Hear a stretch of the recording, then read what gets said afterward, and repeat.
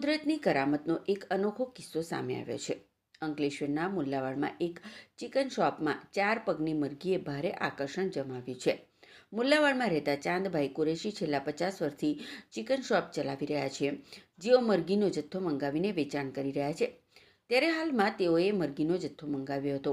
મંગાવેલી મરઘીઓમાં એક 4 પગની મરઘી જોવા મળી હતી। ચાંદ કુરેશી આ 4 પગની મરઘી જોઈને અચંબામાં પડી ગયા હતા। મરઘીને મુખ્ય પગ હતા અને પાછળના ભાગે 2 પગ લટકતી હાલતમાં જોવા મળ્યા હતા। મોટા ભાગે મરઘીના 2 પગ હોય છે, ત્યારે 4 પગ જોવા મળતા આસપાસના રહીશો 4 પગની મરઘીને જોવા માટે ઉમટી પડ્યા હતા। ચાંદભાઈ કુરેશીએ જણાવ્યું હતું કે વર્ષોથી મરઘીનો વ્યવસાય કરી રહ્યા છે, જેમાં પહેલીવાર 4 પગ ધરાવતી મરઘી જોવા મળી છે। ત્યારે આસપાસના દુકાનદારોમાં પણ ભારે કુતૂહલ સર્જાયું હતું। મારું નામ ચાંદમી અહેમદ કુરેશી છે। એમ ચાંદભાઈ મરઘીવાળા તરીકે મને ઓળખે છે। મારી ચિકન શોપ પુલ્લાવા બજારમાં છે। મેં આ વખતે મરઘીનો જથ્થો વર્ષોથી મંગાવું છું। 50-55 વર્ષ થઈ ગયા છે મારી દુકાનને। હું ચિકનનો જથ્થો મંગાવું છું।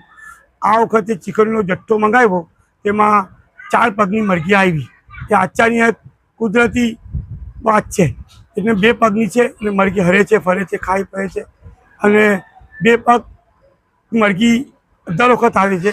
એ બધી 2 પગની જ મરઘીઓ આવે છે। આ વખતે 4 પગની મરઘી આવી છે। એ આશ્ચર્યજનક છે, એટલે લોકો જોવા આવે છે।